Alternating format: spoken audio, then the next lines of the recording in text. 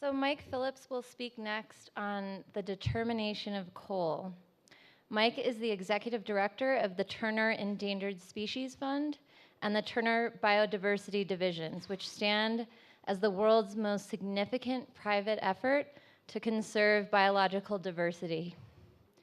Prior to TESF and TBD, Mike worked for the U.S. Fish and Wildlife Service, leading the historic effort to restore red wolves to the southeastern United States, and for the National Park Service in the historic effort to restore gray wolves to the greater Yellowstone ecosystem. Thank you for that.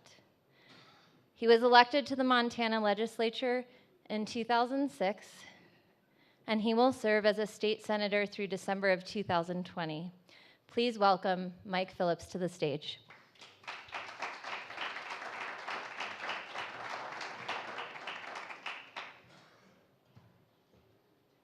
Thanks for hanging in there. I know it's late in the afternoon, and I appreciate your willingness not to leave too early. I've had the good fortune to come to AREDAY events the last few years, and I sit and I think that from what Chip and Sally have done, we've got all the problems solved. Everything's going to get better, and then I travel to go home. And I realize that there's still a world of work to do. As I mentioned that to Chip one time, he said, well, it would be useful if you could speak to the pessimism that you experience when you go home as it relates to coal. And so I said, sure, I'll speak about the determination of coal through a couple of stories. And the best story to begin actually started about 7 years ago, almost to this day, in the summer of 2009, while I was walking the short distance from the White House to the Eisenhower Executive Building with a small group of state legislators. I had an unusual moment of clarity.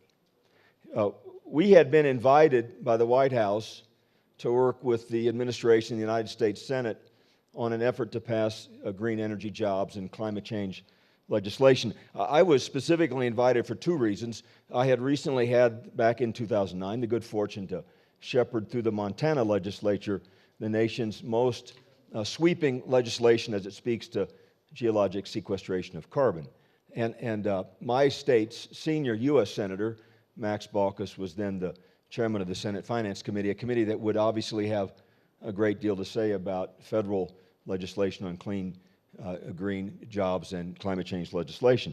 So as we were walking, some of my colleagues began lamenting the difficulty of ushering in a new energy future. And as I listened, I had this flash of great clarity. And I looked around and I realized everything that I had known in my life, at least the materialistic things, were a result of burning coal and other fossil fuels. I said to my colleagues, as we're walking through Washington, D.C., you look at this great city, these beautiful buildings, these wonderful monuments. They are largely a product of burning coal and other fossil fuels.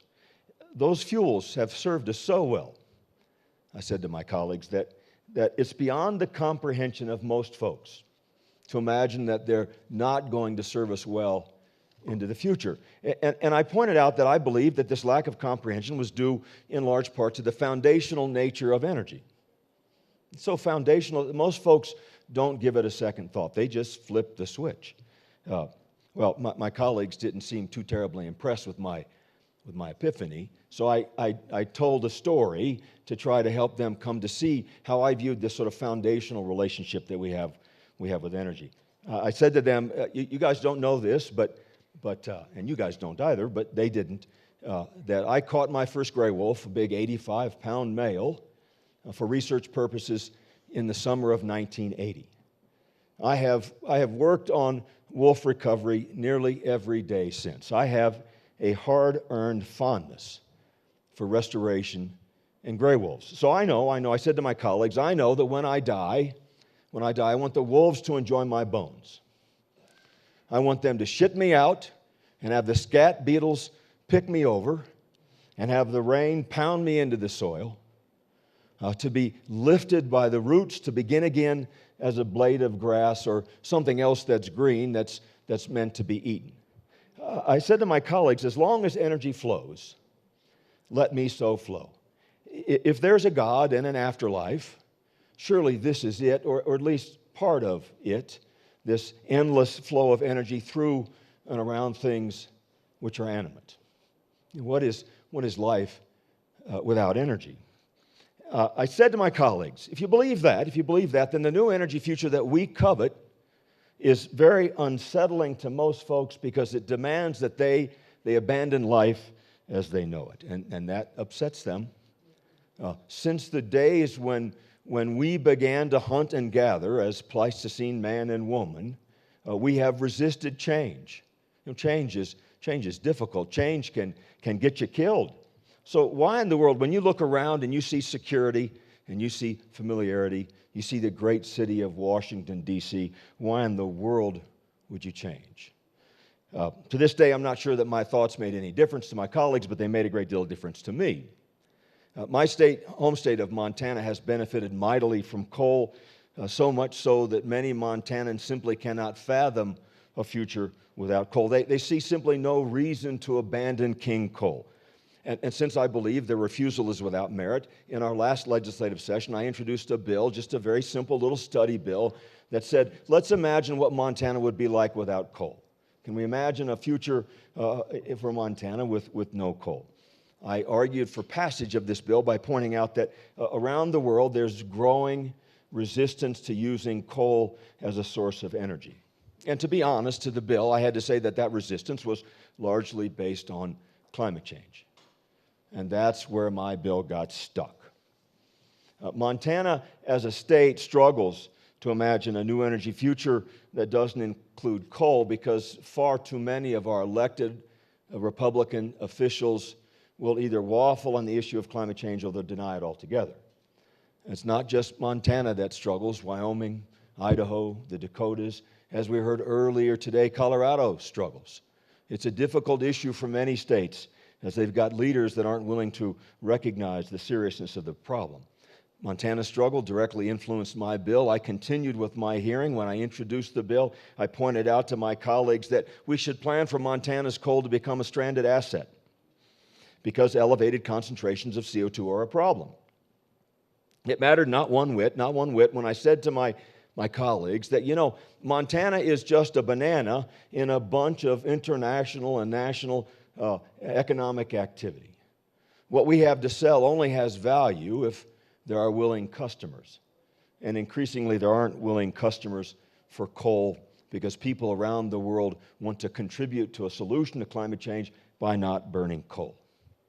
After I finished my introduction for this little study bill, my seatmate, a colleague I have served with for 10 years, from Colstrip, Montana, simply could not contain himself. He gets out of his seat and sits in the audience so he can serve as a spirited opponent to my bill. Now, this is really an uncommon move for a Montana legislator because if you remove yourself from your committee seat to testify for or against a bill, you relinquish any opportunity to contribute to the hearing by questioning the proponents or the opponents or the informational witnesses that are there to testify for or against the bill. Effectively, if you choose to get up and be in the audience testifying for or against a bill, you have relinquished your office at least for the rest of that hearing. But my seatmate simply could not control himself, and so he testified in opposition to the bill. Make a long story short, the bill never saw the light of day. It died in committee along a mostly party line vote. And it did so because I concluded I didn't tell the right stories, and I was by no means the right messenger. I was not the right storyteller. I think that coal will remain a determined source of energy until we change the politics in this country. You've heard that repeatedly over and over again. I want to point out that some of the millennials have suggested that the presidential election doesn't matter. Of course, it does matter in a huge way. I would have you believe that any effort, even the most modest of efforts at the national level to deny coal, will come to a screeching halt if Trump is elected. And not because of what he'll do. I can actually have you believe of many of the Republican candidates, he's probably most acceptable if you believe in a progressive agenda. But that's another story. But his presidency would be problematic because of what the United States Congress would do with him in the White House and what the United States Supreme Court would become with him in the White House. Voters and votes have always mattered. And with each passing year, as we get closer to the point of no return with CO2, they matter even more. But as we try to rally those votes to move us in a useful direction to deny coal, we have to recognize that providing voters with more and better information is simply a certain path to failure. We know from a mountain of evidence that a great majority of voters pay very little attention to politics. If you doubt that, I invite you to come to Bozeman, Montana. It's a great place. Come to Bozeman, Montana. We'll go to Ted's Montana Grill. I'll buy you a good bison burger, but then we'll go knock on doors. And if you want to find a bunch of folks that are uninvolved in politics, just start knocking on doors during a presidential election. A new politics in this country is going to demand, that would deny coal, is going to demand that we do a better job telling better stories.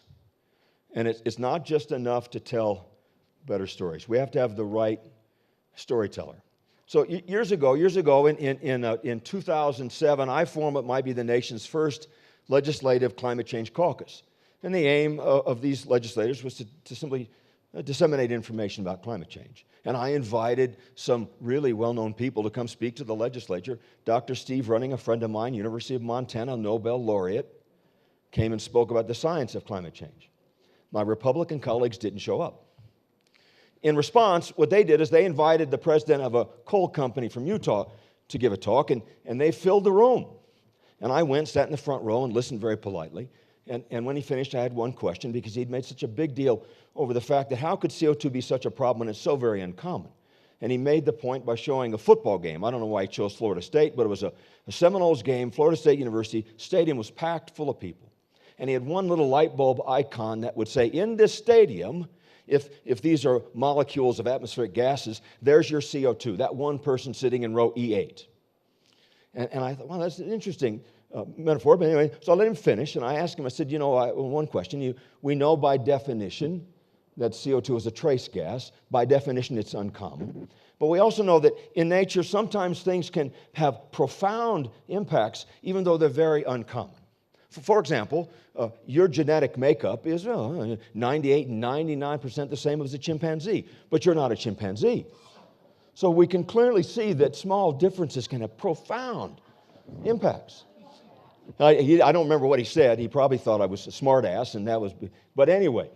So in response to his presentation, as I was watching a State of the Union address, I recognized that there's two entities in the chamber that never stand for partisan applause. The Joint Chiefs never stand for partisan applause. And the Supreme Court justices never stand for partisan applause. And I thought, holy mackerel, maybe Mike, you simply need a different messenger, a different storyteller. The military. I couldn't get the Chief Justices. They wouldn't do that. But the military might come and speak to the Montana legislature. And so I got up with Vice Admiral Denny McGinn and Lieutenant Colonel Brutus Charette, two great Americans that try to keep people alive by ensuring that our energy policy is the best that it can be. And I had them come to the Montana legislature and speak about the nexus between energy policy, climate change, and national security. My co-host was now Congressman Ryan Zinke. At the time, he was State Senator Ryan Zinke. Ryan was 18 years in the United States Navy, twice commander of SEAL Team 6. Ryan's a bona fide military guy. And so we've got these great military leaders coming. I've got a Republican co-host out of the Montana Senate. And my Republican colleagues don't show up. They give their evening discussion about climate change and energy policy and national security, and it was mostly Democrats in the room. The Republicans didn't show up. My point is, we have to do a better job telling better stories. And telling the right stories oftentimes not enough. You have to have the right storyteller. And as Louis can attest, and other people in this room, we are motivated by stories. Ever since we Homo sapiens, have huddled around fires for warmth and security, we have been motivated by stories. Stories that bind us as a group, that give us identity, that promote our collective survival, oftentimes to the detriment of the rest of the natural world. But stories above all else matter to people. And we have to do a better job telling better stories with better storytellers. Chip, thanks for the chance, and thank you folks very much.